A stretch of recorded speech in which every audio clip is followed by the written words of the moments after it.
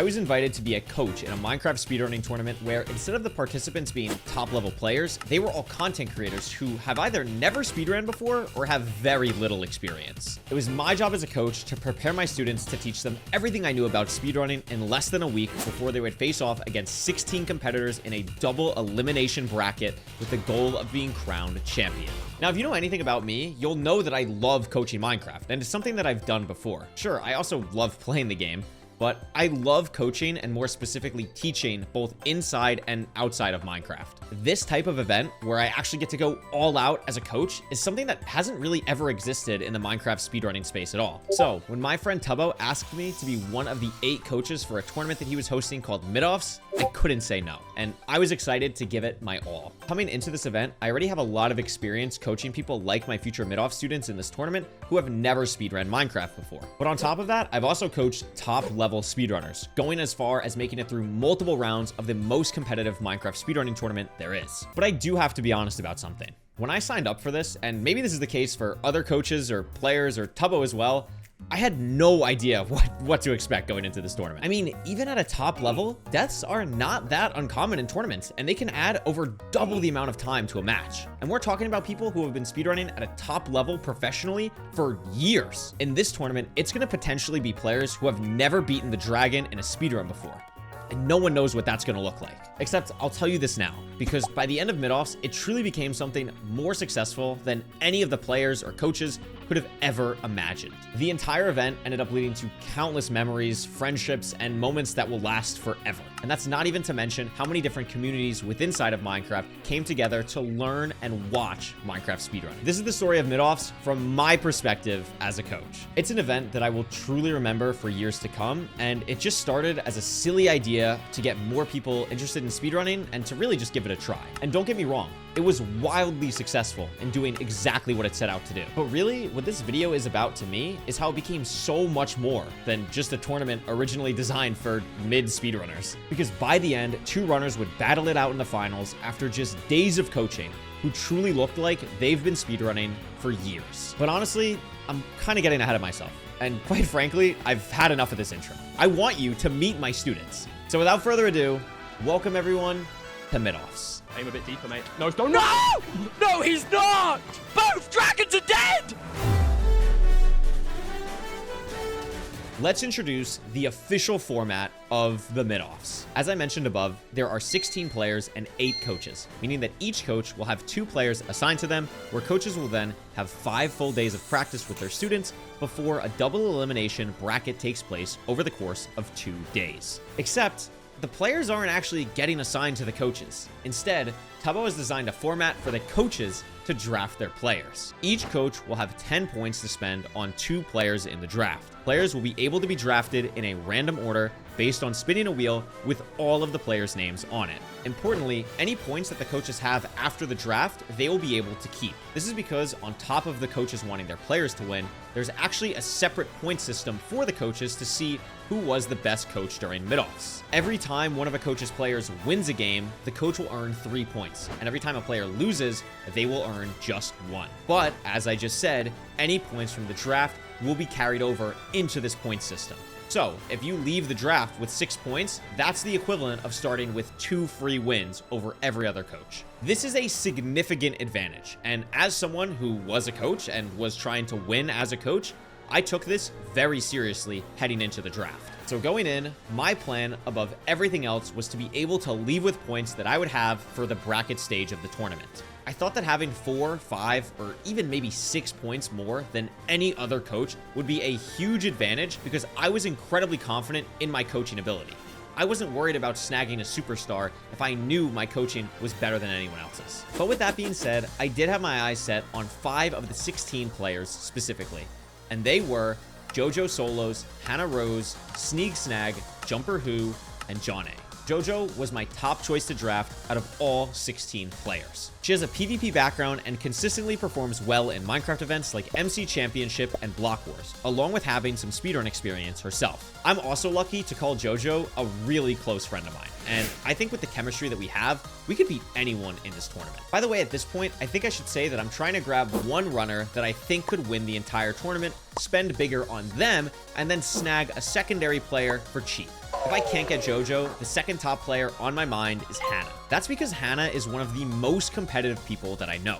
She has a fire that very few possess, and I also recently teamed with her in MC Championship Live at TwitchCon Rotterdam, where I learned a lot about her play and practice styles. Although to my knowledge going into this tournament, Hannah had no real prior speedrun experience, that's actually kind of what I was looking for, because I believe that she would be incredibly moldable in an event like this. If both of them are off the board early, I'm looking at Sneeg Snag. Sneeg is a bit different than the previous two people I talked about, as he actually had a very strong speedrun personal best going into mid-offs with nearly a sub 20 time. Sneeg also has a history of just being a winner in Minecraft events, most notably in MC Championship TwitchCon in San Diego last year. To be honest, I am actually looking for someone who doesn't have as much speedrun experience, because I think having someone that's a bit more moldable with less bad habits is a bit easier to coach, especially with only 5 days to do it. But I really do believe in Sneeg, and his dedication to speedrunning before the event shows me that he would be a force to be reckoned with in mid-offs. The final person who I'd like to grab if all 3 of those are off the board as my star pupil is Jumper Who.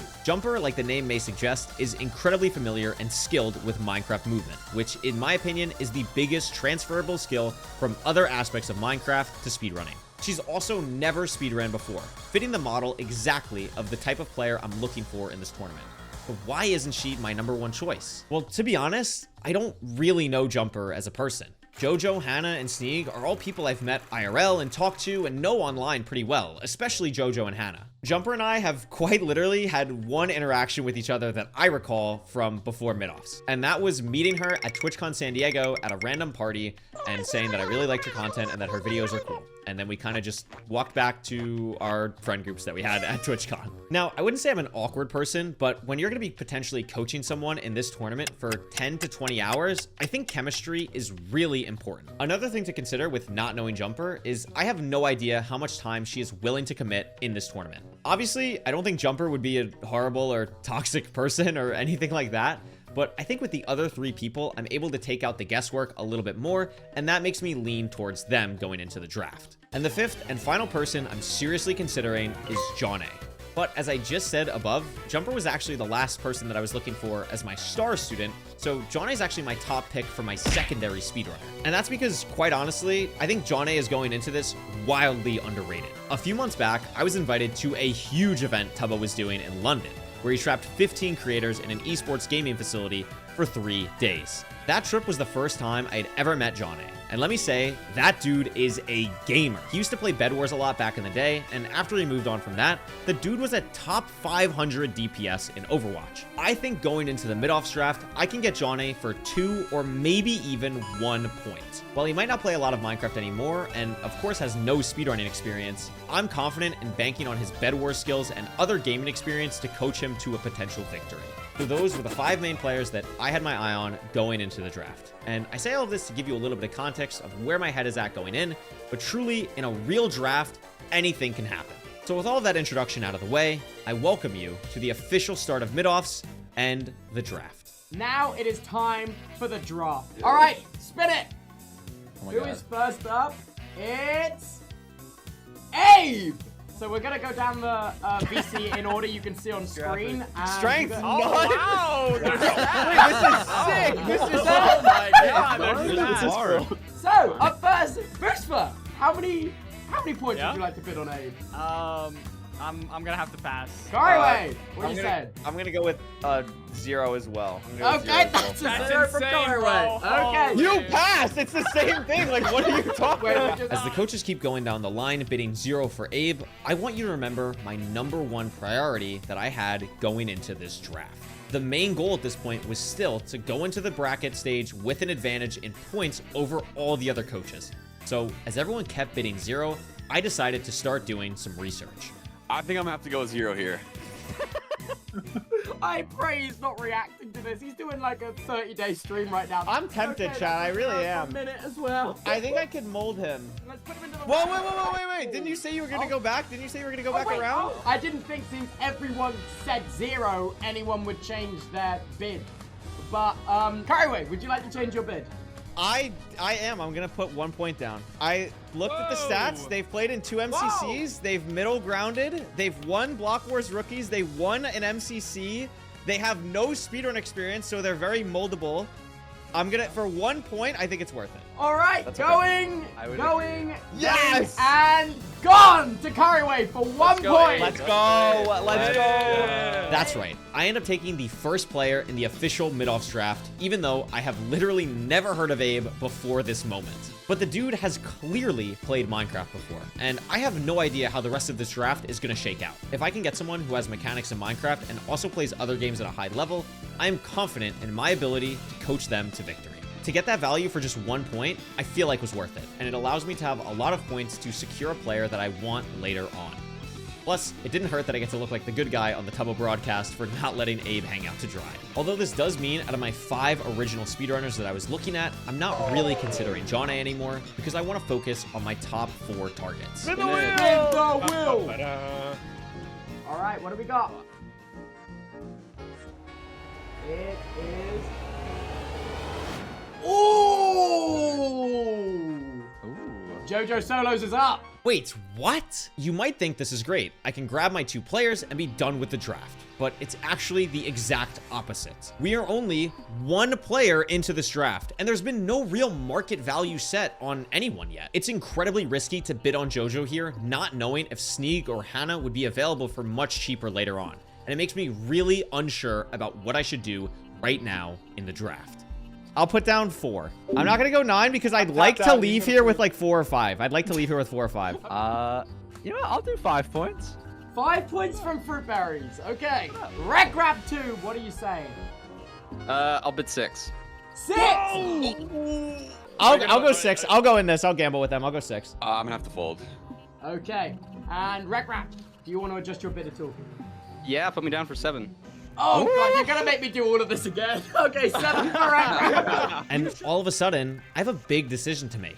Do I really want to leave on 2 or just 1 point? I really feel like I can get other players that I want later on. So maybe it just isn't meant to be with Jojo.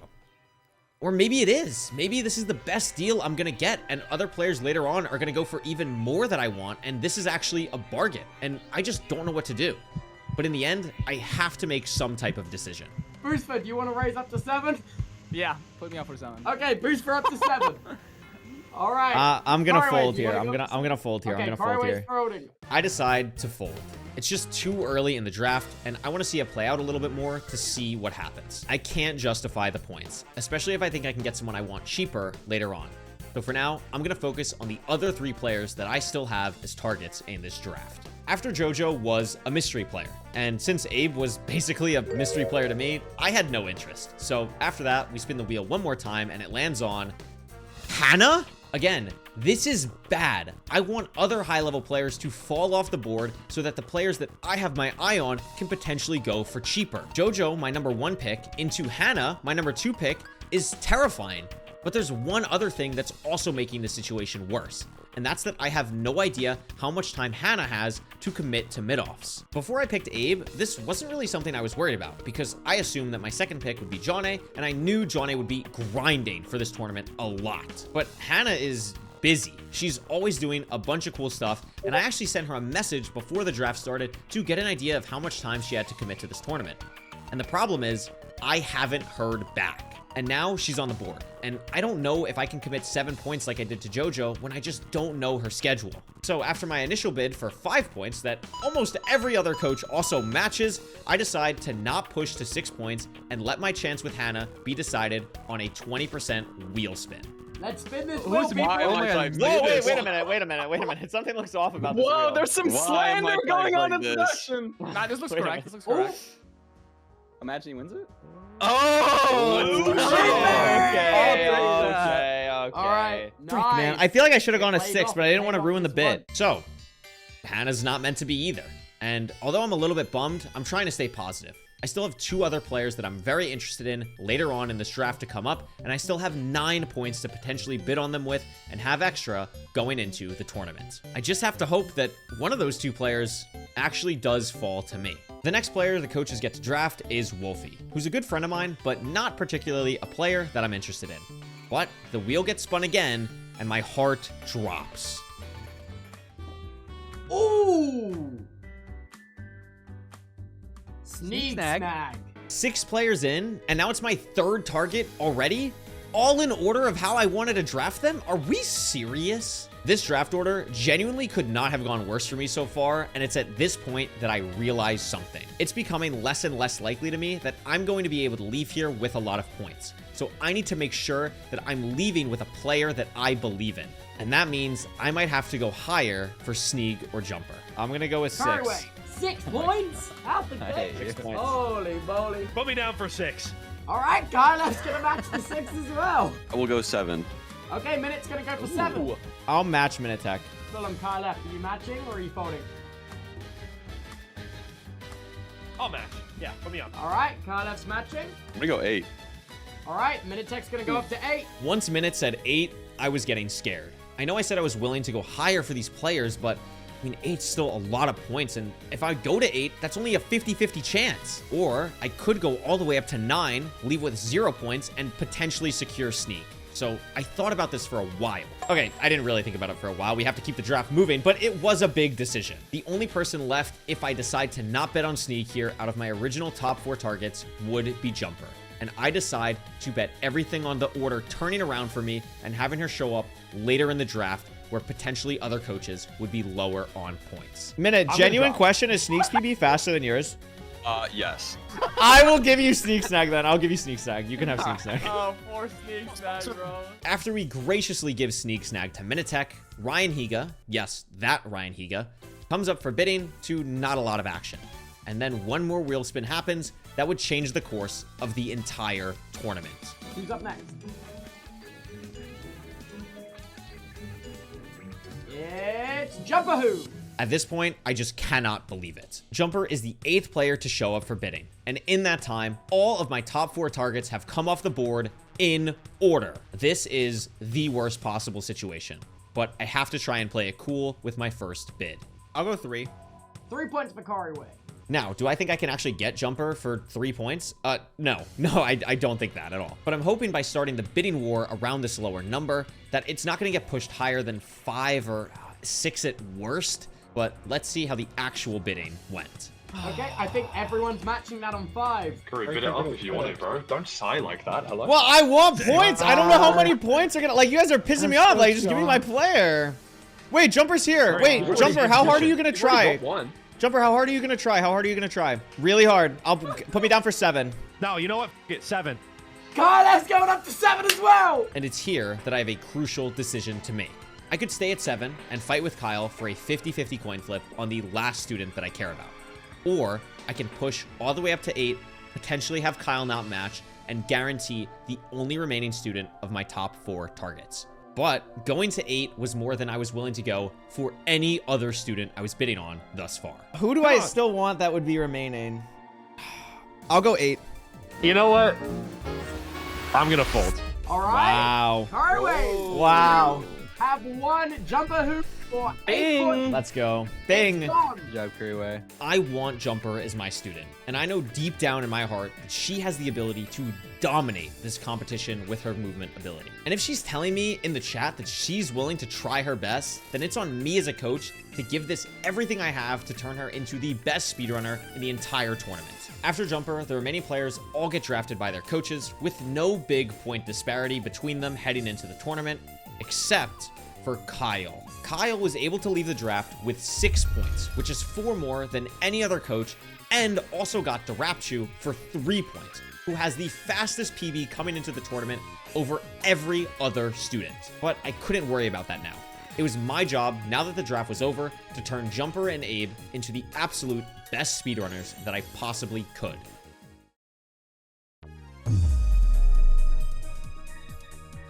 Now, if you're familiar at all with this channel or Minecraft speedrunning before, you'll know how much there is to learn and coach to Jumper and Abe who have never speedran the game. I ended up coaching both players for dozens of hours leading up to the tournament, and if I really wanted to, I could probably spend another 90 minutes talking about all of it in great detail, but I don't want to do that. Instead, I want to get us to the matches as fast as possible, but I do still think there is important context that you should see before we get into that. For all the coaching I did with Jumper and Abe, it was all done separately. This was because Jumper Jumper and Abe are just different skill levels. Jumper has played a lot more high-level Minecraft, and Abe is much more of a casual player. I didn't want Abe to be stressed out and confused, and I didn't want Jumper to get bored. I started coaching Jumper the same day as the draft, just to give us a bit of a head start.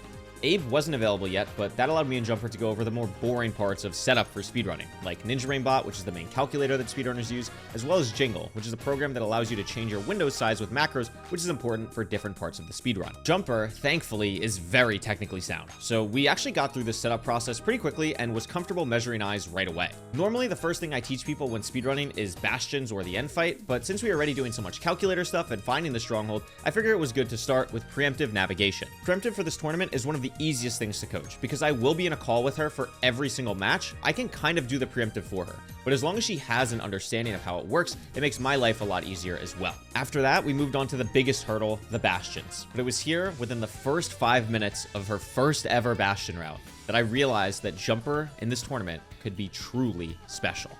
I think I want you to always throw your gold with 4. I think that's what I want you to do. This is good. Perfect. And then Block to the there. side. Yep, break that. And then just always immediately switch to your gold exactly like you did. This is literally perfect. And then Place, break one more. Get through here. Yep. And then break this. So I just like win mid-offs, right? Like, what am I doing here? I just win. This is awesome. Is she better than Poundy already? Her experience with Minecraft movement and her ability to retain information quickly made me realize that the points I had bid on her were more than worth it. We were able to get through 3 of the 4 bastions, as well as show her how to one cycle, so that was something that she could work on her own time. This all gave Jumper a huge advantage and head start for the tournament. At this point, I ended my stream, but later that night, I did get the chance to talk to Abe a bit. We were able to set up Minecraft and even got to practice the end fight for a little. I'm definitely worried about Abe's ability to actually commit time to this tournament, but he's been a very fast learner so far, so I have hope. The next day was more coaching with Jumper, and we were really cooking. To start, we continued working on bastions and one cycling. Even though I already taught this to her, in my opinion, these are the 2 most important parts of the speedrun, so I want to keep practicing these with her as much as possible. And then, after that, we decided to try something a little bit different: zero cycling. Now, normally, this isn't something that I would teach someone who's learning how to speedrun for the first time, but Jumper's been so dialed in, and she wants to learn it, so I decided, why not? And after a few minutes, this happened.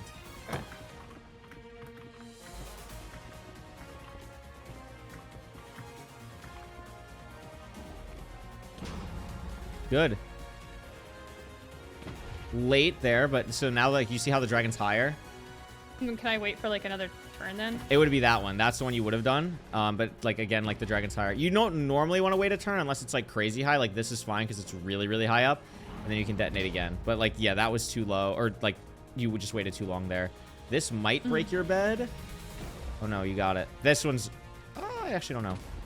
Oh my god. This is definitely breaking your bed. You see how low the dragon is? You know what I mean? You still killed it, and you're alive. Oh, I did? Yeah, Okay. you killed it, and you're alive. So that was cool. That's a cool way to hit your first zero cycle. All right. But yeah, that was works. fun. After that, we moved on to learning what to do in the Nether generally. This includes things like E-Rain for a bastion, finding a mob spawner, and also getting used to her macros for making the game wider or thinner depending on the situation. And with that, Jumper's day 2 is over. But again, no on-stream coaching with Abe. The dude is busy, and at the same time of mid-offs, he was actually prepping for Ludwig's streamer games and also in another tournament for teamfight tactics. I knew all of this would potentially be an issue when drafting Abe because he is such a bigger streamer personality, but I'm still confident that we have enough time as long as he's willing to lock in towards the end. Day 3 of coaching began with Jumper continuing to practice everything that she's learned up until this point. You also might have noticed something with the coaching that I've done with Jumper, and that's that we haven't touched overworlds at all. That's because in my experience, teaching overworlds for someone who has a lot of Minecraft experience like Jumper is actually pretty easy. There's no real speedrun specific tech, so something like playing a village is going to come very naturally to her. We do finally cover overworlds now though, and with that, Jumper has learned everything that she needs to start her very first speedrun attempts. As with everything else so far, she picks it up incredibly quickly, and by the end of the day, she almost has a time under 30 minutes already. There. Nice. Okay. Bang! Yay. Listen, that's still a Almost ridiculously good over time. 30. That's still a ridiculous... You need to remember, you started speedrunning like 3 days ago. You are actually a beast. I will keep. I'm gonna practice like crazy. You were tonight. on a sub 20 pace entering the fortress, okay? Like you are, Yeah. like you can crank this, okay? At this point, you're probably concerned about Abe. And to be honest, I'm kind of getting there too. I know I only got him for 1 point, but I don't really care about him winning. I care about him having a fun time and enjoying the tournament and not being stressed out about anything. So however much time he wants to put in is fine with me as long as he's having fun. On day 4, I can promise you that we end up doing practice with Abe, but to start again, it is with Jumper. But it's more of the same at this point. It's everything that you've seen so far that she's continuing to work on. And by the end of the day, her new speedrun PB is 21 minutes. Just bad. Nice. Okay. That's a PB. Yay! That's a PB. Another PB. We're just You're a getting beast. PBs You're a after beast. You're a beast. You're a beast. You're a beast. You're a beast. You're a beast. You're a beast. Before I got on a call with Abe, though, Tubbo wanted to chat for a quick sec to talk about everything going on with mid-offs thus far. Tubbo, you gotta tell me, like, what's going on with the Minitech coaching? What have you seen from Minitech so far? I saw all of them in a VC together, share screening an orbital strike cannon. Abe and Darapchu. Okay. Here's my tech. Hey, this is one of your own. This Here's is one my of your tech. own, bro. Darapchu has a 35% forfeit rate. Okay? So right off the bat, I have a 1 in 3 chance of winning. Like, that's awesome. I have a 1 in 3 chance of just winning immediately. I haven't seen a lot of Abe, but Abe wants you. Abe wants to join the call. We're all waiting for Tubbo, are you freaking kidding me? What? What's wrong? You invite me to this event and tell me it's going to be full of people who have never sped ran and are noobs, are mid, and you put me up against a guy that has a. Did you unplug your headphone? No. Dude, Jumper is the best person I've ever coached who has never speedrun before by a lot. Jumper is an absolute machine. Jumper is actually, a demon. Hey guys, I'm still in the call. Just want to remind you guys that. Hey, don't feel demoralized. Jumper is actually a machine. I have never seen anyone pick up speedrunning that quick. It's so I'm good. not as well versed. And listen, I'm her coach. You're gonna do the same thing, Abe. You got this. You got this. No, yeah, for sure, guys, for sure. You got this. You got this. After that call, it was finally time to get Abe as much caught up to speed as I could. And somehow, we were actually able to learn all 4 Bastion types. This is huge because remember, Abe already knows how to one cycle from day 1. So now that he knows all 4 Bastions, he officially knows how to do everything that is the bare minimum for this tournament. I'll be in a call with Abe for every single one of his matches. So as long as he can remember how to do his Bastion routes and one cycle effectively, everything else at this point is a big bonus. There's only 2 things you need to worry about with day 5, and the first is that Jumper has been cooking. She started the day with her first ever sub 20 and finished with back-to-back low 20-minute runs. The consistency that she's starting to build is getting noticed by the other runners, and they are terrified. The other thing you need to know is Abe went for Korean barbecue. So that's exciting, and I'm sure he had just an absolutely lovely time. And with that, it's the final day of coaching. You already know Jumper is locked in, and she's been doing a great job in all of her practice runs, as well as doing a great job of improving the minor mistakes she was making. Some of those include not looking at Enderman at all anymore in the end, and also maybe being the most consistent Bastion player in the entire tournament. After a couple hours with her, I'm confident that she's going to have a great performance in the tournament, and I'm looking forward to seeing what she does. So instead of focusing on Jumper, it's Abe time. This is our last chance to go over anything before the tournament starts tomorrow, and even though we got the bare minimums done, there is still so much that I want to go over. First, he's got to learn the calculator, Ninja Brain Bot. Abe has already told me that he doesn't want to learn bow die, so we are going old school 2 eye throws for now. After that was taken care of, we were still able to sneak in a good bit of practice, like preemptive navigation for strongholds, how to build magma portals and overworld portals in lava pools, and finally cover as much of the different overworld types as possible. But that was all we had time for, which means tomorrow, Abe will be entering mid-offs without having ever completed a Minecraft speedrun before. Without ever even attempting a Minecraft speedrun before. He simply did not have time due to his other commitments to really put everything into this tournament. And that's okay. But I'm still confident that with the training that we did, Abe could surprise people. Abe has been an incredibly fast learner, as I mentioned, and he just has really good intuition about the game. I don't know what to expect tomorrow, but I think he could surprise a lot of people in mid-offs. I'm appreciative of the time that both of my students gave. And now, all I had to do was sleep, wake up, and get ready for the official mid-offs tournament.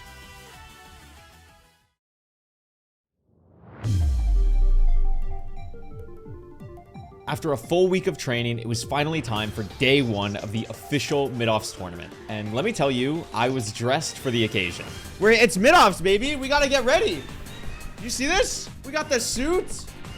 We're ready for action, baby. As a reminder, each match is only one seed, and a player has to lose twice to be knocked out, as it is a double elimination bracket. The first of my 2 students to play today was Jumper. She's going to be paired up against Ant Venom, whose coach is, in my opinion, the best Minecraft player in the world, Feinberg. This was universally considered by everyone to be the match of day 1. Probably the most hyped match of this entire first day of mid-ops. I don't know who's going to take it. Actually, that's a lie.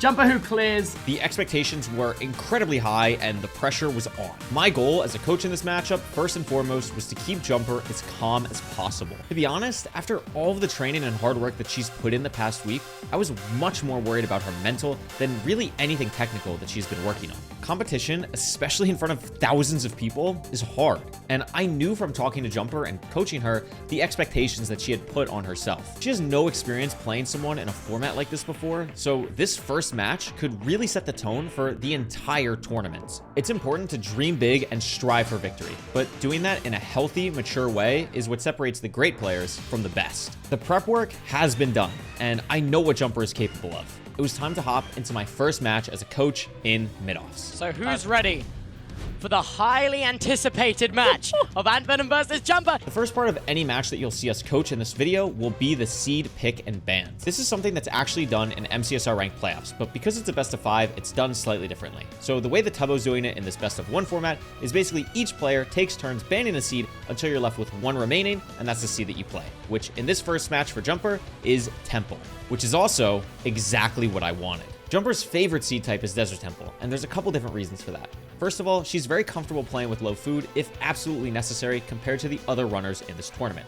She also really likes having TNT to use at the Blaze spawner instead of Blaze bedding, so she has more explosives for a potential zero cycle later on. And then of course, because it's Temple, you get a ton of blocks, and she's very comfortable with her movement and utilizing those blocks to the fullest. This was everything we could hope for in the first match of the day. And before we knew it, we were kicking off our first match in mid-offs. So obviously first things, you know, F5, lava pool, desert, or gravel, all that stuff. Think about where we could get food, potentially even tree maybe, but we'll walk all through that. Main thing, Desert Temple in our face. You know how to loot it. We'll cook this. Okay. Good luck, Goat. You got this. Thank you. Boom. There's Desert Temple. Let's head there first. I'm seeing trees on the right and maybe a village, or not a village. I see lava pool. Great. Nice. Oh, lag. Okay. I could tell the nerves were getting to Jumper a little bit because she knows way better than to punch a tree after getting a Desert Temple. This told me as a coach that I need to be way more direct and be more engaging and aware of what I'm telling her to do. Blow up one more tree, and then we'll have, we're going to craft all our tools after you blow up one more tree. And then let's go for pigs instead of cows because they move slower. And then just make sure to pick up water here as well. Nice. Okay. Kill these 3 and then we're good. You might even not even need 3, but this is fine. And there's your lava. So let's get your blocks in your 8 slot and your crafting table in 5. Bang. Perfect. Yep. And then you can make this exactly how you would. Exactly. Yep.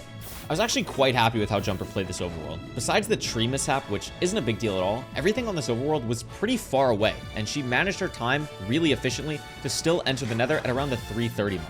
But by entering the nether, as we all know, it was time for the real speedrun to begin. Oh, There, 30, yep, that way, perfect. You see it? What is it? That's a bridge. Oh, And there's yes. the fort. There's the fort. Beautiful. Bridge is comfy. Just be careful with the ceiling. Oh my god! Jumper dies! No! Oh my god! Actually resets it. Yeah, you gotta reset the scene there. You lose everything. God. And just like that, the worst possible thing that could happen happens. Jumper not only dies after basically never dying in practice before, but also loses everything and has to completely reset the seed. I really feel for Jumper in this moment here. I mean, she put in so much time over the past week, hours and hours, and is trying her absolute best. And the first way that she dies is by missing a jump that she's probably made thousands of times before playing Minecraft. How is that fair? Well, regardless, I'm certainly not giving up yet. Any coach can look good when their student is in the lead, but the real metric that matters is how you do as a coach when your student is starting to lose hope. Listen. You're so chill. Because the world's going to be a minute faster, and you know everything that you're doing. Look at the bottom right now. Ant Venom hasn't even entered the nether, okay? You're chilling. Everything you did the first time was phenomenal, and now you know exactly how to do it. Oh my god. So don't worry. That's like, these are things that take like 1 second. You're good. Breathe. Yep. Oh. Oh my god. It's okay. Just worry about the other one first. You're still so fine. Oh, You're this is so fine. You're bad. fine. You gotta trust me. You gotta trust me, No, okay? Like, I know it's not gonna be the time that you want, but I'm being so honest with you. There is I no was already reason you nervous still enough, can't win. though. I know, but it's totally fine. Nerves are just gonna be a natural part of this thing. You're gonna be totally good. And now just use the wall and like bridge fully. You have so many blocks, so you might as well just like use it. Just obviously, yeah, be careful with the ceiling, and you're good here. And then just staircase up. You want to go to the top part. This is the lower bridge. Yeah, just staircase up here. This is perfect. So anytime you get nervous or anything like that, you feel unsure, just throw a gold block at your or gold ingot at your feet, and you'll be chilling. Refresher dirt. Yep, there you go. Nice. We wanted bridge, right? This is why we wanted bridge. You can make up a ton of time here. And it's a triple. So you know it's a triple, so you're good. Just throw a gold. Yep, great job. 1, 2, 3, 4. Boom. Perfect. Textbook. This is great. And then you remember where the fort is, right? So it's gonna be this way. no. Can I Yeah. go back? More 180. More 180. So more to Yeah, the this right. way. Yeah. You can go up here. Go up. You can pearl over this. Let's get your food in your offhand after this lands. Yep. And then if you don't see it, we can go to the right here. If you don't see it, but I think... Oh, you see it to your left. Yeah. Perfect.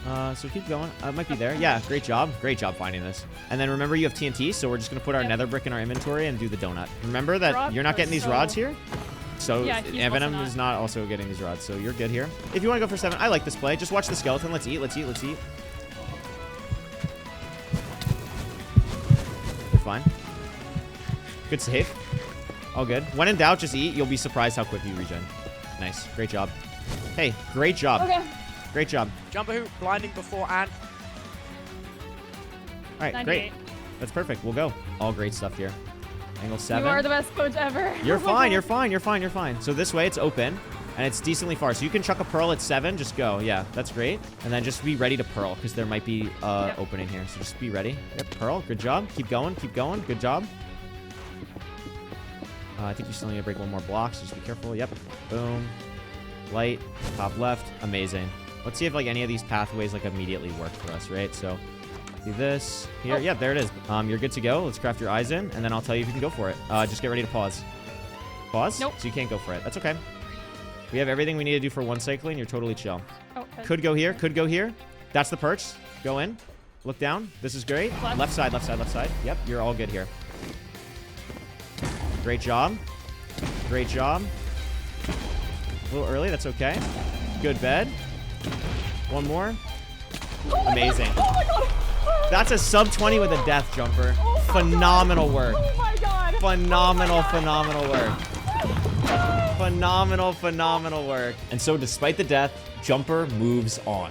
This was an incredible display of resilience, and I'm so proud of her, especially keeping her cool after dying the way that she did in the nether. Obviously, in any match, I'm hoping that my students don't die in the nether. But I think in this specific case with Jumper, it allowed her to see a glimpse of what I've been seeing in her the entire time. I have made, in my opinion, potentially the greatest draft pick of all time. This is up there with Michael Jordan, LeBron James, Jumper who is the next Loki, the next Dugile, EDCR who?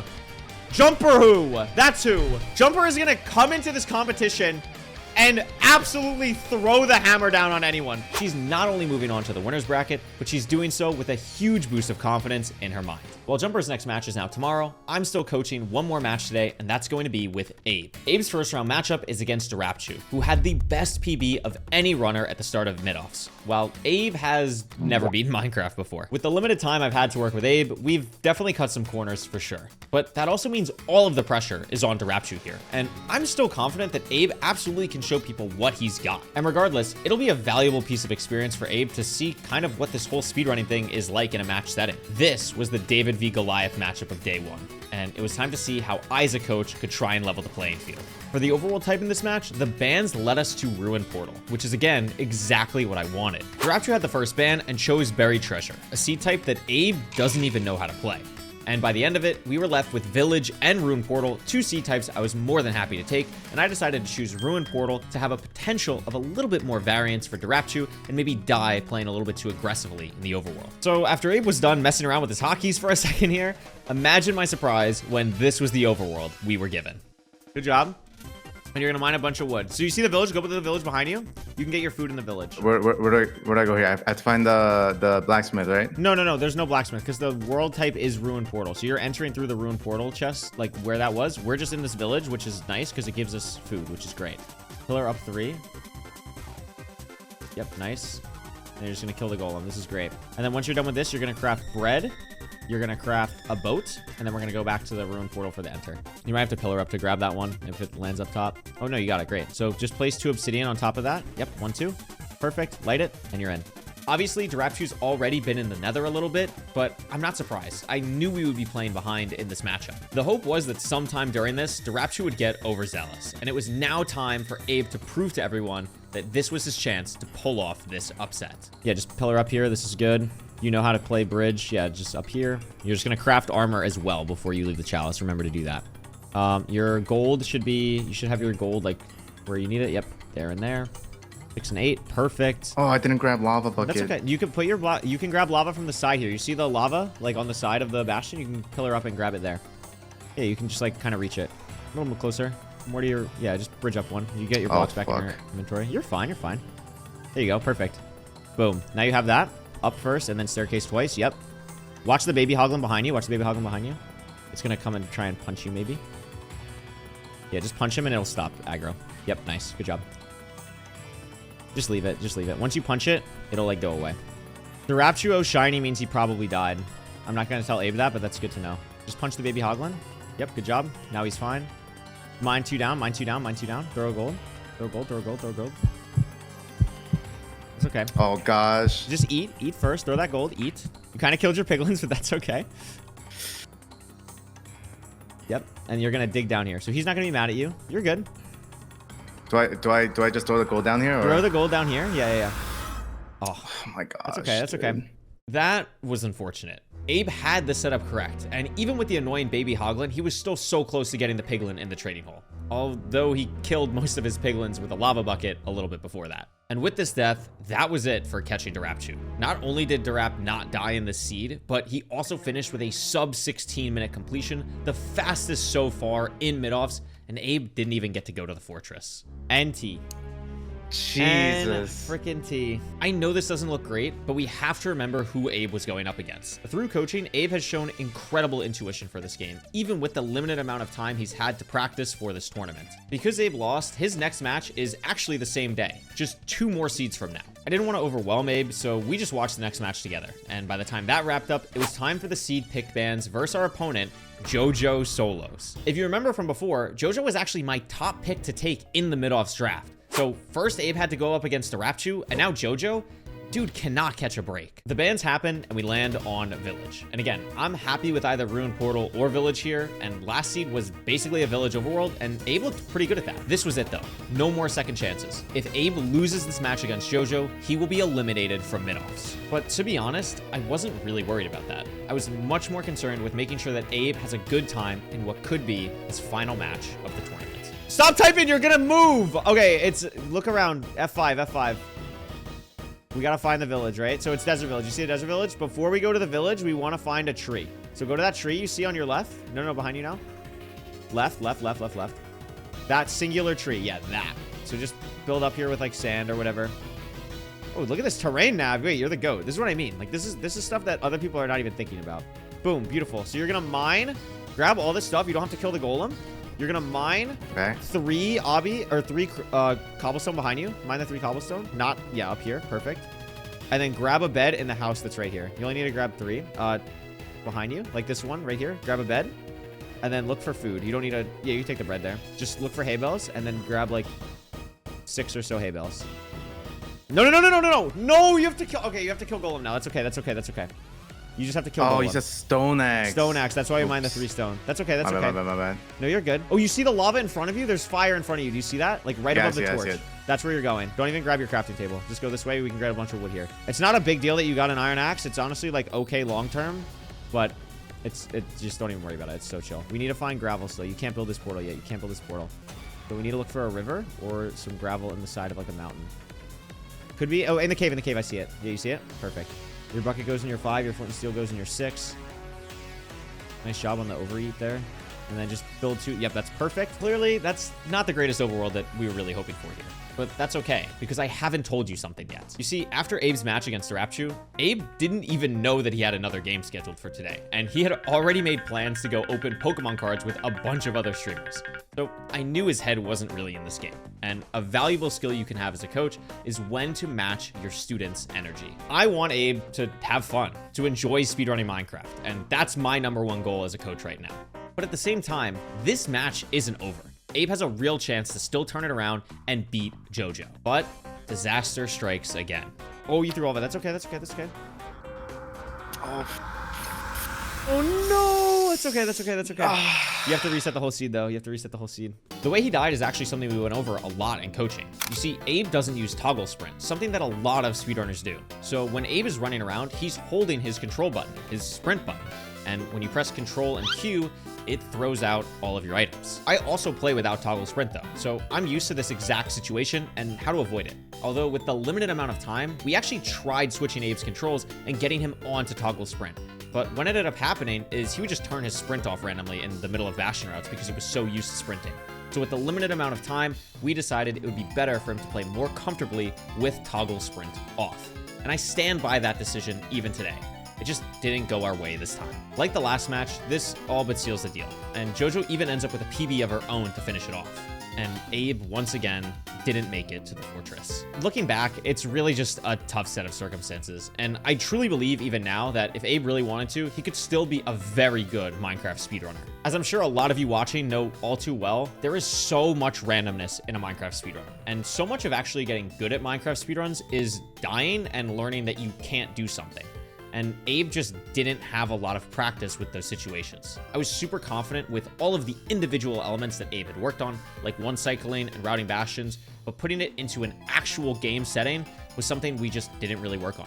And like I said earlier, with this match being concluded, Abe is out of mid-offs. Unfortunately, I'm gonna be honest, I don't deserve this blazer. One of my students died, man. I don't deserve this. Lost in a bridge bastion. As happy as I was that Jumper's moving on, I am definitely bummed that I'm not going to be coaching Abe anymore. But now, the goal was more clear than ever. Who cares about the coaches leaderboard? Well, okay, maybe Booster does, but I don't anymore. My goal is I want my student to win mid-offs. At the start of day 2, the bracket looked like this, which means Jumper's first match of the day is going to be against Hannah Rose, another player I was really looking to draft early on. Hannah is obviously a phenomenal Minecraft player on her own, but her coach, Fruitberries, is another one of the best Minecraft players in the world. And his other student, John A, has been taking this tournament by storm so far in the other side of the bracket. No matter what happens in this first game, Jumper will be playing at least 2 games today, although if she loses, she'll be playing up to 3. But like any good coach will tell you, we're only focused on 1 game at a time. The seed pick for this match landed on Ruin Portal. Again, something I'm happy with. But you can actually see I banned Desert Temple for Jumper this time. Even though she loves Temple Seeds, so does Hannah. And I knew Hannah would be forced to ban Buried Treasure because she isn't comfortable with that strategy. So I knew I would have a choice between Ruin Portal and something, and I really wanted to choose Ruin Portal because I want to keep building Jumper's confidence, and Ruin Portal allows for potentially the fastest seed possible. I'm messing. You should still take the sword so you can, yeah, use that for whatever. Boom, light the portal. Great, there's your tree. Mine's 7 stone here. Perfect. And then you just dig up, and then obviously full stone tools. We'll have the pickaxe just in case your gold one breaks. I'd rather just play consistent here, even though I don't think it's probably going to be necessary. I would definitely go for the cows here as well. With just over a sub 2 entry to the nether, hitting that E-ray immediately. Once you get in here, you're going to do your E-ray, but then after your E-ray craft, yeah, exactly. You can check this chest too. That might be food. Yeah, you could get iron. That's actually guaranteed to get iron here, I think. So you're gonna make your iron pick here. Perfect. Armor. Armor as well. Make sure it's not thorns. Yeah, it's not. Perfect. Oh, this is housing. It's so housing? you want to go to the left here. You want to go all the way to the top. So go left hard. Go left hard, and then you're gonna dig up. Go. Yeah, run. You can kill this guy or run past. More left. More left. More left. The terrain takes you left. Left. Left. Left. Left. Like up that wall you want to go. And then this will look really familiar to you because you'll be able to do the drop down hole. You know what I'm talking about? Yep. This pathing might seem a bit odd given the fact that Jumper's behind Hannah right now, but here's my reasoning. Taking the terrain here puts Jumper in a position where she knows exactly what to do, can do exactly what she wants, and also, to be fully honest, housing is Jumper's worst bastion. And that's not to say that she can't perform it well or anything like that, but it just means that she needs a little bit extra help compared to the others. So I want her familiarity to be as high as possible. And if everything works out, it'll give her the best chance to leap ahead here, heading into the fortress. Throw these 3 blocks first so they're always trading. Great job. Get rid of your light gray wool too. You don't need the light gray wool. You don't need the stone pick. You don't need the chest, the leather above it. There you go. 13 down to 9, then up to 12. And then Can I go left or right first? you go right first. And then before you do this, let's splash a fire res. Let's just be super safe. I don't have a lot of fire res. That's okay. That's okay. That's okay. You're fine. Okay. Up 1, back, Okay, and then so you're it's going that backwards. way. Yeah. I need fire res. No, you don't have Oh, any more. oh. You don't have any more. You're fine. Trust me. Just trust me here. Okay. You're going to be okay. This is an awkward situation. Having 2 fire res potions, even for an experienced runner, is not ideal. So having to put Jumper through that in a tournament setting is stressful. But this is a great example to showcase how being confident is important, even if the situation is weird. Jumper's smart enough to know that she wants more fire res here, but I know that would be a massive time loss. So my game plan is to give her as much confidence as possible, make her feel comfortable in the situation so that I can worry about that and she can focus on everything else that she needs to do to win this speed run. It could be more to the right or the left. This is a good time to wide macro as well, because if we don't see it to the left, we know it's to the, like, keep going, keep going. I don't think I saw it. It's probably to your right then, if we don't see it on your left. Yeah, just to the left of the blaze. Yeah, that's good. You're a great clutch, great clutch. You're good here. Yeah, and throw another one there. No, you're good. You're good. You're handling this really well. Not going to spend a lot of time on this one, but I was freaking out, and she did an amazing job of making whatever she just dealt with look easy. So I'm going to watch your fire res. What we're going to do is once we find the blaze spawner, ideally... Oh, the blaze spawner's right there. You see it. That's great. Oh my god, there's so many blazes here. Okay, just watch my fire. Just watch the wither. Watch the wither. You're fine. I'm watching your fire res. Oh my god. You're good. God, You're good. You're good. that was crazy. You're okay. What You're the- okay. You're okay. You're doing really good. You're doing really good. You have 2. This is great. So just fire there. Yep, perfect. You're gonna do this on top of a tree, and you don't have to worry about mobs at all because you're so early. You see those cows? We're gonna kill those cows after you bow die. They're to your right. Okay, it's perfect. Perfect. Great. Easy. Unpause. F3C. 100%. 1100. Perfect. So let's organize your inventory right now because we want to spend the least amount of time worrying about that with low fire res. So let's just craft our stuff. Let's craft our string, and let's craft our glowstone. And then let's make our blaze bed now also, because we have our 3 gray wool for the blaze bed. Now you want to drink your fire res, and don't even worry about looking that direction. You're doing a really good job. Like, really, really good job. Bang. Can you open your F3 for me? And let's just see what angle we're going to end up going. So it's going to be slightly to your right, which is great, because I was worried it was going to be in that, like, death trap behind you, and it's not. So that's awesome. I believe we only need 2 more rods here. 1 more rod if this guy drops. Okay, so we're out. You right? Just double check me. Yeah, we're out. So it's basically straight ahead here. Just keep going this way. Just throw 1. You're just probably not gonna be able to go for 0, but that's okay. You're good. And then F3C again.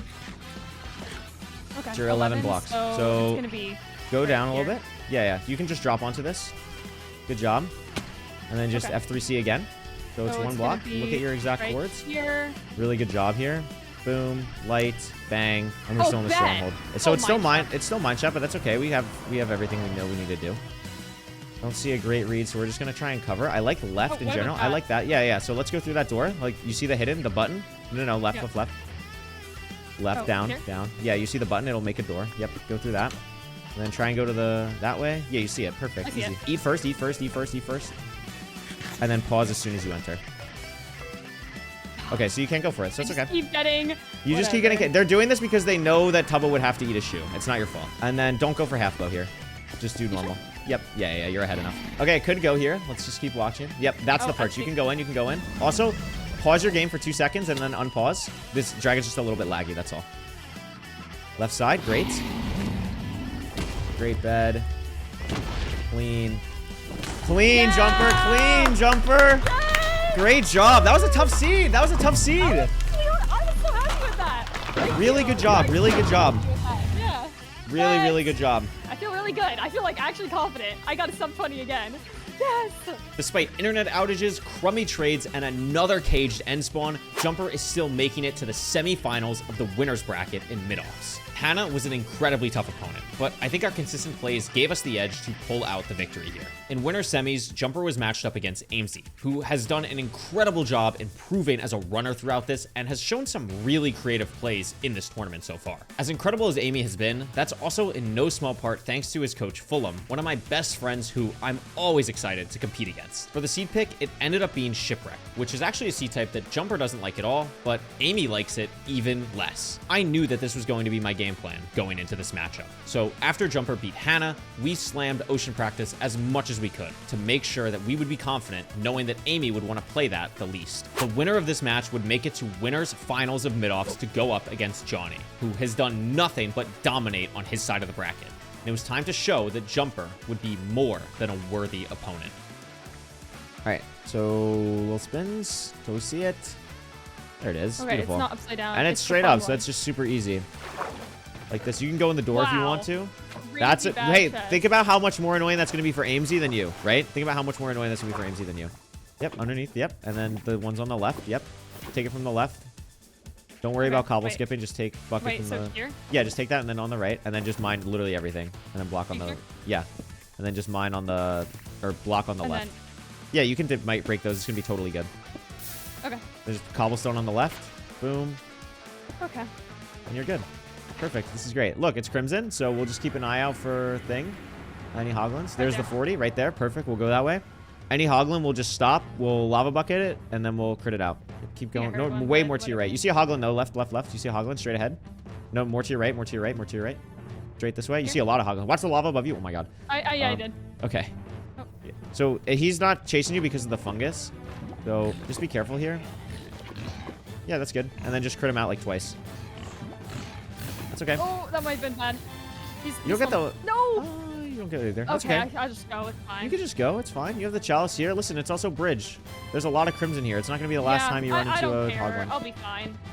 Yeah, you can. I mean, you can even kill a hoglin on the bridge. Like, it's chill. You're not in a bad spot at all. Technically, I'm lying to Jumper here. I don't really like her situation at all, actually. Because she wasn't able to get food and we wasted so much time with the Hoglins, Amesy has taken the lead and is in the Bastion significantly before us. I know Jumper's endgames are strong, and going into this, she was definitely favored to win this matchup. But there is no more room for error.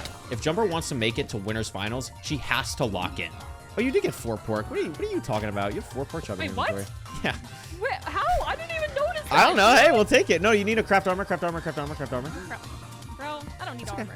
Yes. I don't need armor. Listen, there's I the don't need confidence, armor. but like, you still need armor. I like the confidence though. Yeah, try and not push them that way because then you just lost the piglin. Oh, But it's well, okay. It's fine. He honestly didn't deserve to be in the trading hall, so it's whatever. Yeah, This of is course, good. yes, of course. Nice job. Go. Just break through. Just Oh, break wow. through. You're good. No, just break through. Yep. And then just break. I'll fix like that in a second. yeah, you just have to actually make a bridge across for them. That's all. You'll get all those guys back up. There you go. Okay. Perfect. So you know it's negative X, so that's great. Let's focus on eating the, you could even swap your rotten flesh if you want to. This is a really good time to be eating pork chop. Let's actually, yeah, you can go up here. This is good. This is good. This way? Yeah, let's keep Oh, going that that's way. fine. And then if we don't see it at all here, like if it doesn't open, There it oh, is. perfect. There you go. Great job. You just run around this guy. Oh, you can do that too. Look at you. Boom. Yep. Awesome. Let's go back to our rotten flesh. Because we want to save that for when we're pearling later on. So this is all good. Yeah, get rid of the fire. Get out of here. That's okay. You're fine. You're gonna like, you need to get hit like 7 times today. Like you're so chill. Okay. Oh, you got a skull. We're good. That's nice. You can throw out a bunch of stuff too. I had to There you place go. that, but I had No, I yeah, had to yeah, do yeah. that. Worry about your portal now. Worry about your portal and keep worrying about your inventory. So let's keep clearing stuff that we don't need. We'll do portal first and then we'll clear. This is perfect. Perfect. Great job. Okay, 6 to the left. Yep, 6 to the left. Boom. 100. Amazing. Great job. Yep, 2 more rods, and then your angle is negative 96. Go to your crafting table and just craft your beds, craft your glowstone, and craft your respawn anchors. Because you have 2 respawn. Perfect. So you have 8 explosives. You're chilling. And you're just going to do the normal, like, 2 anchor setup that we normally do. You don't have to worry about half bow at all either here, so this is great. And then also, let's switch your food out, because now we are going to pearl. So you see that terrain top right? Yeah, more top Like that? right? Yeah, up there. I like that terrain. It's not the exact angle, but it's pretty far, and it's like where it's open. You have the fire res. Yep, perfect. Literally perfectly done. Just crit him. That's fine. So just punch the baby, and then you can dig straight down. Like eat and then dig straight down, yeah. 134, 206. You have enough fire res. You don't need a fire res again. 134, 206. Just be ready to pearl, because you're going to pearl here. Because it's going to open up. Just be ready. Good job. Keep going. Nice. Pearl. You're good. God. You're good. You're good. You're good. And now you just build it here. Scared me. You're building. That's why that's when I say like be ready to pearl. That's what I mean. You can eat through the portal animation if it doesn't end up going through. That's perfect. Starter. Bang. Wow. No mine shaft. Beautiful. So that looks great. So how do we go that way? There's no hiddens. You have to go mid, but we know it's that way. So mid to right. So to go right here. Yep. Perfect. Like and then hopefully it's just down here. Look there at that. Amazing job. Wow, this is a crazy run. This is a good seed. It's great. It's great. We're not going to go for 0, so don't worry about that at all. Great job. did! It was caged anyway. It was caged anyway. It was caged anyway. God, it hates me. It hates me. It hates me. It hates me. It does hate you. It could go here. It could go here. It could go here. If it turns in again, it's going. Didn't turn back in. No, didn't turn back in. This could be perch. This could be perch. If it turns in again, it's going to be the perch. I would pearl in, pearl in, pearl in, pearl in. Just be careful of the Enderman. And there's the snap. So look up. You're on the right side. Perfect. Right side. Yep. I flipped on you, but you're good at flip timing, so don't even worry about it. You're a beast. Yup. Great beds. Great beds. One more. There Welcome we to go. Winner's Final Jumper Who, baby. Oh my god. You're a beast. Sub 18. That's a Sub good 18? Oh my god, what a beautiful Final, run. Here we go. That was not easy at all. That was not an easy seed at all. And you just locked I in. really liked that seed. Oh my god, so how are you feeling about going in the winners brackets finals I versus feel John A? so good. Bro, I was hoping, I was like, either DeRapture or John A. That's who I wanted to be with in the finals. No because way. Okay, DeRapture, he was hating on me. He's like, you're not going to win. You're not beating me. Like, blah, blah, blah. John A. is the same as me. We both started speedrun at the same time. We're both at the same level. Like, it's going to be a crazy good game. Fair Okay, enough, I'm always man. going to win. I'm always going to win, Johnny. I'm You're sorry. on I'm sorry. I'm literally going to win. fire. You're on literally No, it's fire. okay, dude. Competition breeds innovation, so it's okay. Chat! Oh my goodness. I've earned this. Give me this, baby. I've earned this.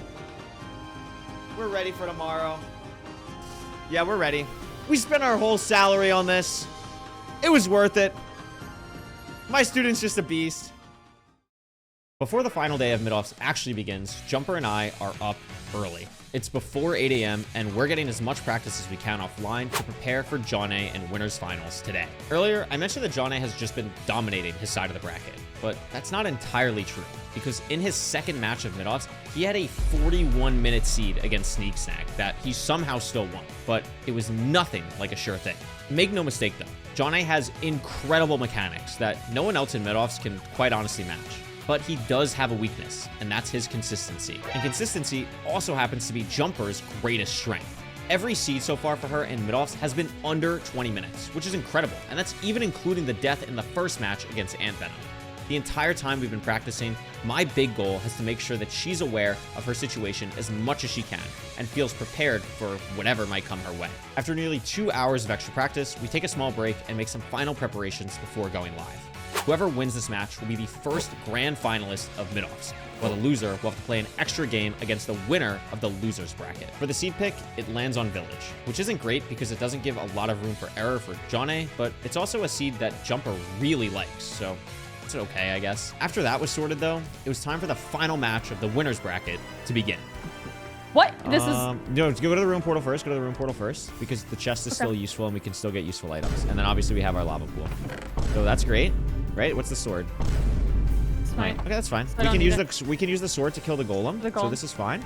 Should I grab this? No, leave it. Oh, amazing. So we're just gonna leave here. We're just gonna go get wood. Well, we need food first, and then we're gonna go get wood. Then we have literally everything we could possibly need. The seed's actually crazy. Only grab like 4 here Yeah. because we have golden carrots and bread already. I'd like to enter off of the ruined portal for 2 reasons. 1, we're gonna get gold, which is nice, and then 2, we're gonna be able to save obsidian and hopefully get 20 easier in the bastion.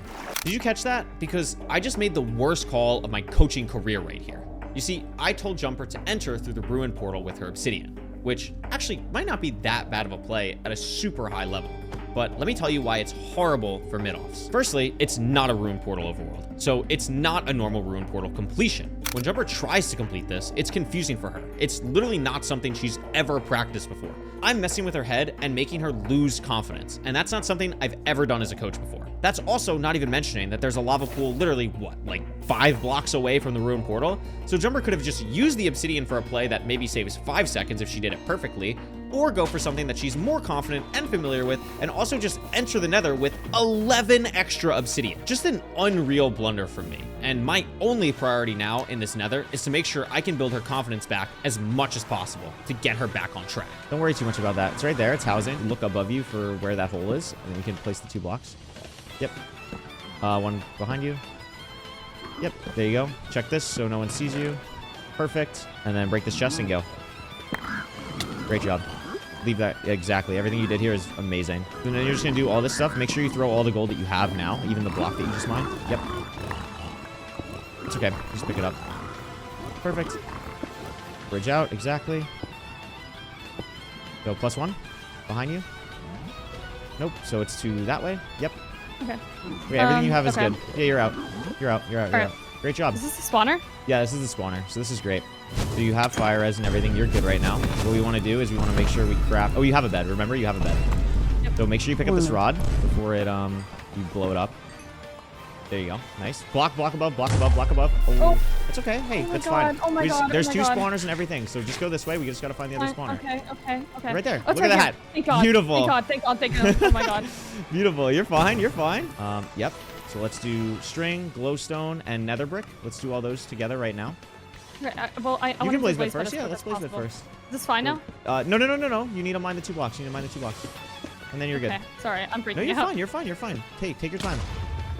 So, couple good things going for you. You have plenty of stuff for 0 later. That's a big thing to help you. You also have everything you need for half bow. You have a lot of win conditions, and you're keeping pace. This is a great job. Amazing. Yep, just over here is perfect. This is right. This is perfect. This is perfect. This is perfect. You have time. There you go. 3 to the right. 3 to the right, so +3. Perfect. 96. We're going on that. Yep. And then now that you ate that bread, I want you to switch to your golden carrots. Perfect. And then fire res. Oh, let's go actually out of the fort. Go back out where you came in. So yeah, go this way. Go this way. It'll open to your right. It'll open to your right. It's decently far, so don't worry too much about this. So 126. Yeah, just try and throw it. Throw it in the lava, and then we'll, yeah. Just throw it in the lava, and then we can throw it to the actual terrain. You're fine. You're fine. You're fine. Okay. Great pearl, actually. That was amazing. As Jumper is just entering the stronghold here, Johnny almost simultaneously enters the end. This is the first time all tournament that Jumper has had to play from behind. But if you listened to me earlier, we have one last trick up our sleeve. So, couple good things going for you. You have plenty of stuff for 0 later. You see, Jumper knows how to perform a 0 cycle, the fastest and most consistent way to kill the dragon in the end. And I know that Johnny doesn't. This is the edge that we still have to win this game. If Johnny's dragon doesn't perch immediately, there's still more than enough time for Jumper to enter the end and perform a 0 cycle if the end is 0-able. In every match that Jumper has had so far, she's been buried underneath the end stone, meaning that she has been unable to even go for a 0 cycle. And after a slightly awkward nav, Jumper does find the portal room, and there is still time. If this end is 0-able, Jumper has a chance to win Winners Finals with a 0 cycle. So pause. Open your ender. Good job. I'll guide you through this. You know where you're purling. And look up at the dragon so I can see. It's front. You got this. You got this. I think it's 94. Just keep going. F3. Go. So you're just going to 95. You're just going to 95 here. It comes down to the 0 cycle. This is PB pace for Jumper Who. You have plenty of time. Is it this one? This rotation. Yep. This rotation. Easy. There's nothing Johnny's can do. Johnny's dragon is punching. A little early again. Do early. There. Good. Good timing on all these. Oh my God. And this one. Hey, don't celebrate yet. We got a pearl down. Eat. Johnny on half health. Jumper Who now having to put Enderpearl down to the fountain. Johnny's dragon's still alive. Please. Just gotta Thank wait. God. Please. No, please, you gotta wait till please, you go through. please, You gotta wait till you go through. Please. Sub 15. Oh my God. Yeah. No, what? No. Oh my God. No, that's not fair. No. Oh my God. No, Curry. No. That's not fair. Wow. That's not fair. That's not fair, Curry. That's not fair. That's not fair. unbelievable. That's not fair. Oh my god. You play that so well. Like, that is just an unbelievable match. Despite hitting the 0 cycle, Jumper still loses. For those unfamiliar, even though Jumper killed the dragon first, the 10-second death animation doesn't start until the dragon reaches the end fountain, which takes a while when you do a 0 cycle, compared to Johnny, who, even though he kills the dragon later, with a perch, the dragon is already at the end fountain, so that 10-second animation starts immediately. And the difference between these two runs in the end was 1.2 seconds. It's obviously hard to keep spirits high after a loss like this, but I still tried to. I'm so pissed. You have every right to be. That would have been a PB for you. You hit the 0 on it. You played it so well through all the nerves. Like, unbelievable. Keep your head up high. Obviously, right? If you go up against him again, obviously you can compete with him, you know? Like, yeah. You were holding pace the whole time. That was, like, unbelievable from you. I cannot express how, like, proud I am. You did exactly what we needed to do. Our game plan literally was, right? We keep pace. We could make up time in certain places. And then we did everything we're supposed to do. Like, that was really, really good. It was really, really good. Thank you. Oh, my goodness.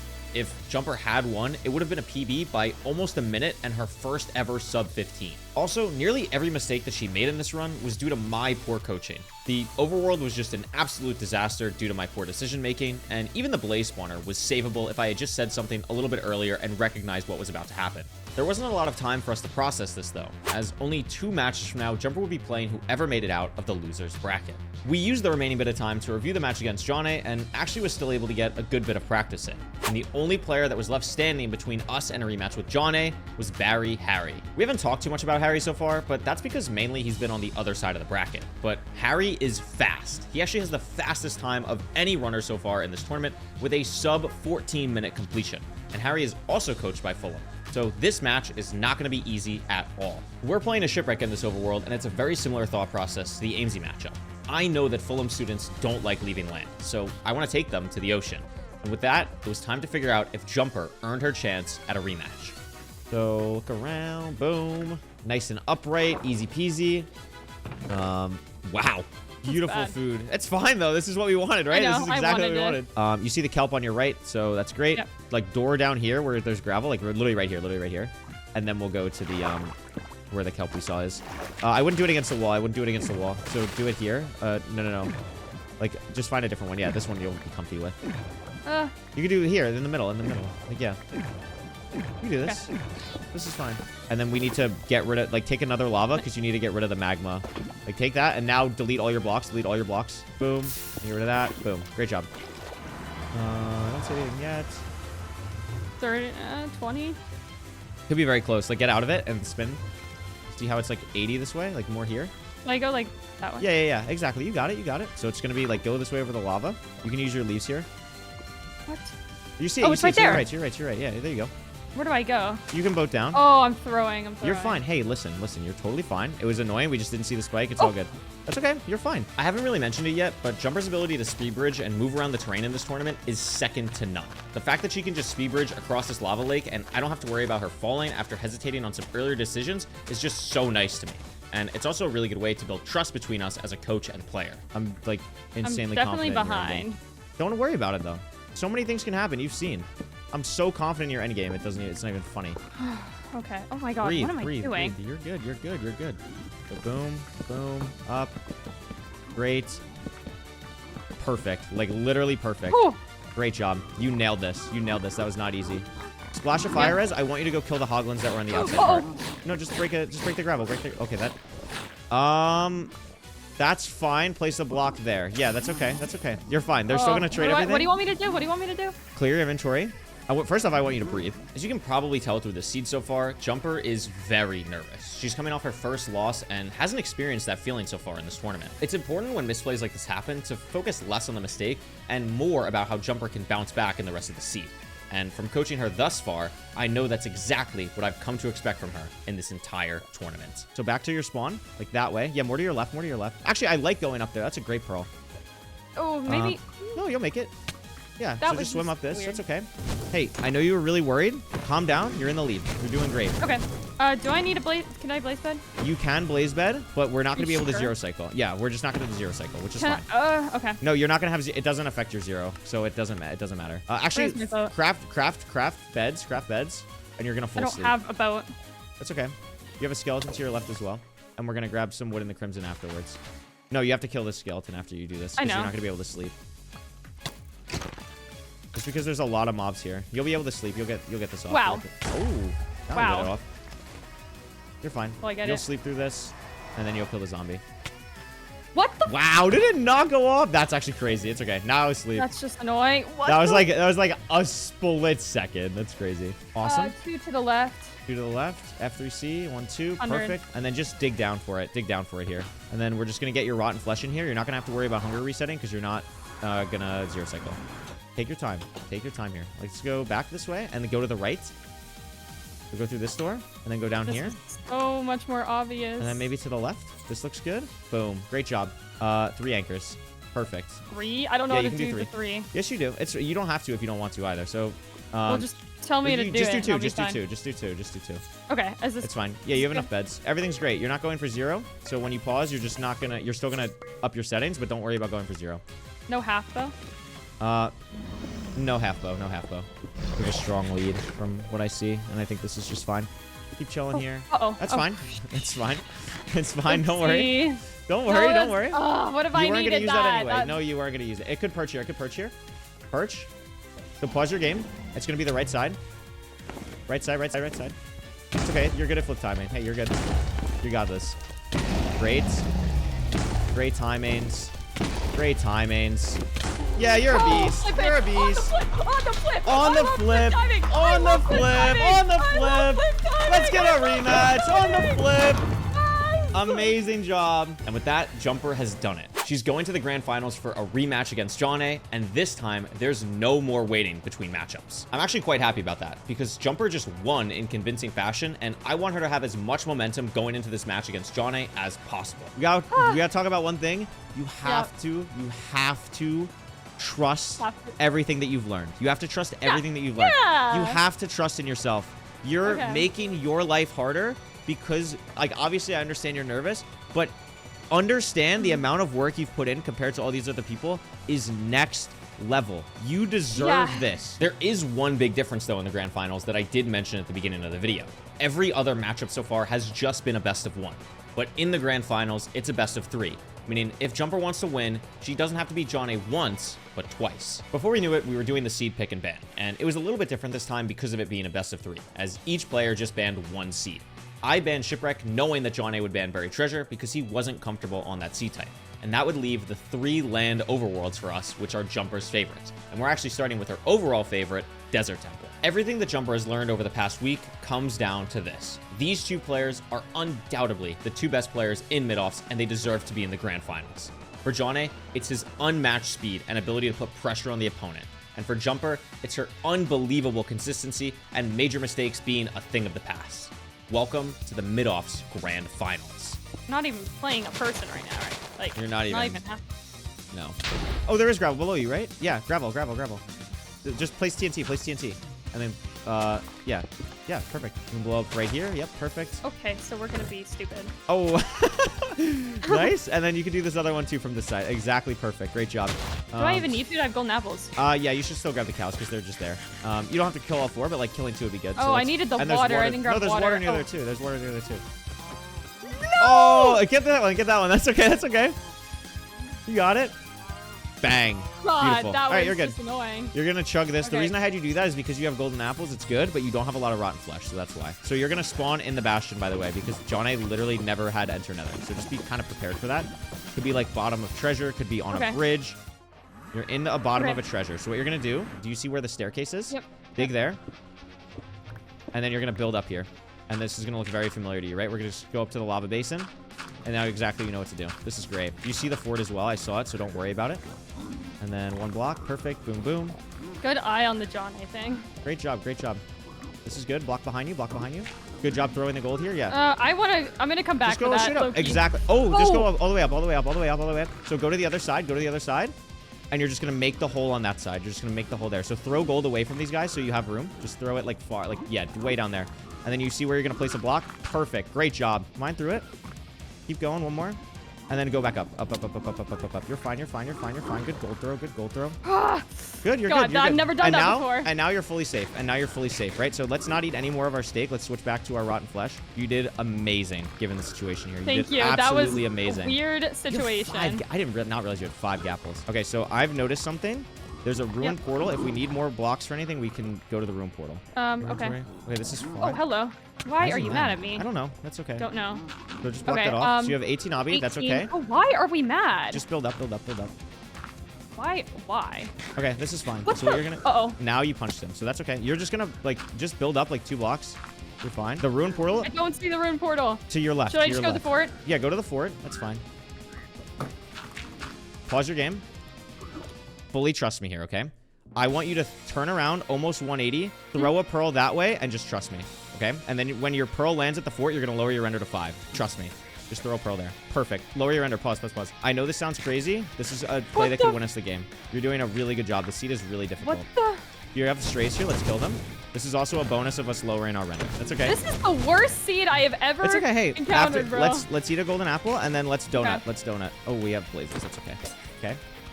Be careful because that's your last one. So we just have to be careful. Okay. But it's okay. I think Johnny got 20 obsidian though. It's okay. Don't even worry about it. I've set you up for a fine play. Like this is okay because we didn't get 20. It's okay. Okay. So raise Okay, your render then now to like 20. You're gonna be in lava, and what you're gonna do is you're gonna go straight up, and you'll see the ruin portal. Oh, my god. whoa. Okay, so go.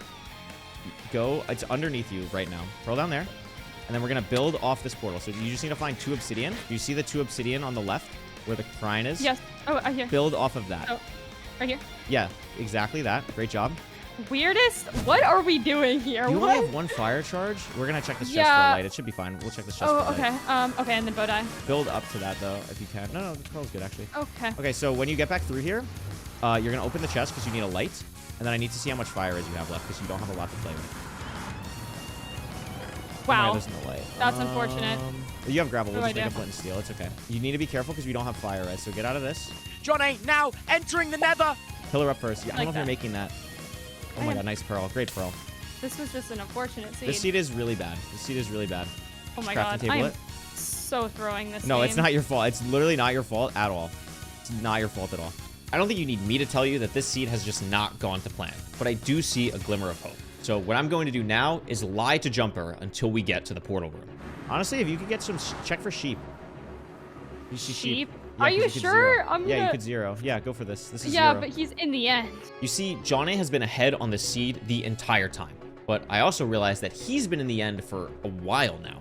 And I know from the Bastion that this seed is low explosives, something that Johnny is definitely not a fan of. So I'm going to risk everything right now on the bet that Johnny is not having a fun time in the end dimension. And what I'm going to do is I'm going to slow down Jumper's pace under the disguise of something else for now. 1300, 932. Keep going this way, keep going this way. And just dig on 932. Eat your golden apple right now so you don't go... Oh, you're down to 2.5. That's okay. You can eat like a rotten flesh or something. So preemptive. Boom, there it is. Great job. Okay, I think something happened to Johnny. I think something happened too. So I don't think you should go for 0. Boom, boom, boom. So not 0able anyway. All the way up, all the way here. Yeah, just go out here. This is good. This is good. Boom. Great job. And then you're just going to run this way. Yeah, something probably happened. What? Well, again, he Unless could beat he the missed- game at any second, so Yeah, that could he totally could. happen. You're in a good spot. I'm so proud of you for not dying. I love That is- best of 3. That is like That a was the ridiculous weirdest treasure. seed ever. Is Yeah. it going? It could go. It could go. It could go. It could absolutely go. Perch. Pearl in. Good job not looking at an Enderman. Left. Of course it flips on me. Hey, you're fine. 2 more beds and you're good. Boom. Don't celebrate. on, Do come not on. celebrate. I'm not. Okay, I didn't make the same mistake. I didn't make the same mistake. I could lose. I could still lose. I can still lose. I'm preparing myself. I'm preparing myself. Please. I'm closing my eyes. I'm so proud of you. I'm so proud of you. With this win, Jumper is just 1 game away from winning mid-offs. I can't express how proud I am of her for trucking through this absolutely abysmal seed. And the way that Johnny was able to pull ahead was he just got 1 extra obsidian trade that we must have missed along the way. But because of Jumper's trust in me, we were still able to pull out some crazy plays and make it close to where she was able to win out in the end. As you saw before, the second seed is a village. It's another comfort pick, and I would love to close this out without having to go to Ruined Portal. I'm going to try and do everything I can on the second seed to make Jumper comfortable and hopefully end mid-offs playoffs with a win right here. So it's probably going to be plains. Okay. Go on top of a tree here, and if we don't see it, it's Okay, so oh, you see it. Great, and you see the lava see pool to lava. your right? So perfect. This is Yeah. great. Let's think about the route. You see the blacksmith, right? So perfect. Blacksmith. Right there. Yeah, that's the first thing in my route. And then so you it's see like, the tall house on the top right. That's a white bed. That gives you 4 white beds. So you should grab that after this. So you did shears, great. Let's grab your gravel in this river to your left as well. We could do that first, honestly, before you grab the stuff. Yeah, just here. So grab all your wood here. Great job. If there's not hay bales up here, what we're gonna do is I'm gonna have you grab carrots in all of these farmlands. But if they don't if they give a village seed without a hay bales, I'm gonna fight that though. So there's a chest in this house too. So we're gonna grab that chest for all the food that it has in it, except potatoes. Stop using your axe here. So this is good. Grab the gold apples as well, just because we don't have a lot of food. Good job. Do you see the one right to the right? Yeah, grab all. Just do this. Yeah, this is easiest. Great job. You played this really, really well. And you're entering with 4 beds. So that's just, like, phenomenal. Okay. For the first time against John A, Jumper is entering the Nether first, and she's doing so with a wealth of resources that are going to make her endgame incredibly fast and consistent. But there is one problem, because I'm about to make the worst coaching call I've made the entire tournament. You're looking good. This stables, you're entering. Keep going this way. Go up here. Go up. So the way that you're facing is the part of the triples. So keep going this way. Keep going this way. Yep. Keep going. Trust me. Go on the left here. So what is this? Awesome. That is a triple, I think. Trust me. Do the one to your left. Yeah, just go in the hole to the right. Yeah, do the hole to the right. Wait, how do I get in here? Wait, is this housing? No, it's housing. It's not housing. It's double What is triple it? stables. It's double triple stables. Is this housing? No, wait, it's housing. It's not housing. What is happening? What is it? I'll be able to put this armor on. I'm like so positive it was stables.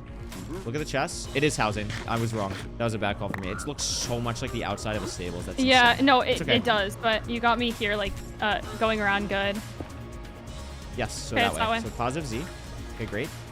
Boom, leather, quartz, magma. I have enough gravel. Yep, you can get more gravel. This. Get rid of your fire we charges 'cause you have we your have no flint steel. explosives. Hello? You have 4 beds, so you're in a great spot. You're ready to go. Okay. Somehow my blunder doesn't cost us too much time thanks to Jumper's incredible play. And the decision to pick up 4 beds in the overworld pays off big time. And it's about here where I really start to realize something. I'm taking this way too seriously, and I feel like I'm stressing Jumper out. She's done a great job so far, keeping pace and doing everything she needs to do in all of these seeds, really. She doesn't really need me as a coach anymore. All I want to do is focus on keeping her spirits high and her worries away from this game. I know that Jumper can do this. Can I just... No. I might go over too far. Okay, good. Oh my god. You see the spawner to the right. Yeah, Okay, so curl onto I'm that just once you clip eat. farming. You're okay. just clip farming. That's good. Okay, you're gonna live. You're fine. He can't get to you, so you don't have to worry. I kind of want to. You can kill him. Okay. Sure, kill him. Didn't drop. That's Oh. okay. It still is good. It's still good that you killed him. Stop! You're in a freaking... Oh my goodness. Okay, I had to Good. do Pick that. up their pearls. Okay. Get rid of the coal. That works. It's worth it. It's worth That's it. It's fine. worth it. Okay, it's worth it. It's worth it. Good. Great. Eat a carrot.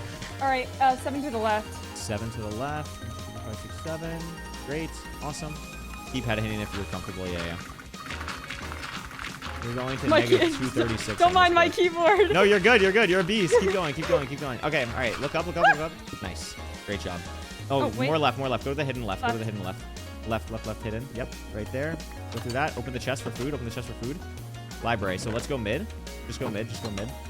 And Johnny has found the portal room first and is now ahead of Jumper Who. There, That right way. there. Perfect. Yeah, that's it. Money. Not this way. Up top I right. hear it. So I go think. mid. Wait, Go what? mid. It has to be mid. This way? No, all the way back. Behind. There's one more hidden way we haven't gone. It's gonna be the left here. Yep, up that. Go here. This is like the only way we haven't gone, so it's just kind of got to be here. That's a crazy stronghold. Not your fault. You're good here. You're just gonna enter. You don't need a hunger reset, do anything. Oh my god, Jumper Who has so many explosives. And Johnny's Dragon's trolling. If you hear it, let me know. I can't hear it because it's virtual cam, so it's all you. Oh, You're fine. I have full trust in you. I wouldn't tell you to do this if I didn't have trust in you. You're chilling. It's okay if you don't hit it. Just go to the left. Good. Left, over there. So you're not going to be able to pearl in, so just watch. Watch the dragon. Could go here. Could go. Not going. That's okay. Now go in a little bit. Well, Going. Wait. It's back in. Okay, back up. Sorry. I just want to make sure you don't miss it. That's all. Honestly, we had the 4 beds, so he has no explosives. That's why he had to take more time in the He bastion has no and stuff. explosives. Watch out here. It could go. I'd move in a little bit. If it turns in here, it's going. Yep, that's real. Oh my god, it's not. Oh my god. Could go. Going. Actually going. Actually 100 million% going. Good job. It's gonna be, I think you're on the right side. Yeah, you're on the right side. So anchors first, obviously. You got this. Good job. Great job. Great beds. Yes! So wait. Oh, no celebrating early. Genuinely, yeah, you cannot celebrate early. You can't celebrate early. I'm not looking. My eyes are closed. Please. Wow. I won! Oh my god. Oh my god, Couriway won! You did it! We won. Oh my god. And with that, Jumper Who is the champion of mid-offs. I can't even begin to express how proud I am of her. The work she put in and the dedication she showed is truly inspiring. Major respect to John A for putting up an unbelievable fight every time we went up against him, and shout out to all of the runners for making mid-offs possible and really putting in the work to make this event as special as what it is. I'm now 2 for 2 on events being invited to by Tubbo. That just changed my life for the better. Like, every event Tubbo does is just so cool. Jumper and John A still speedrun to this day, and they're actually going to be competing against each other in a show match in person a couple weeks from when this video goes out. And I don't know about you, but I cannot wait to watch that. It's been a few months since mid-offs at the time of this video, and I still coach Jumper regularly to this day. Not only that, but we became close friends over the course of this event and have only grown closer since it ended. It genuinely makes me so happy to see her continue to want to speedrun, and she's improved her PB all the way down to a 12-minute, 18-second time. Last thing I'll say is, if you enjoyed this video, that Mid-Off Season 2 is literally starting today. That's right, the draft for Mid-Offs is happening today, November 1st, and the playoffs will be November 7th, 8th, and 9th. So if you enjoyed me coaching, go tune in on Twitch, and you can watch the second season of Mid-Offs happening again, because I will be a coach, and I will be trying to defend my crown as the champion. And as for Jumper, I can promise you'll see her somewhere on the broadcast. Thank you so much for watching. I hope you enjoyed this video. Subscribe, and I'll see you all very soon.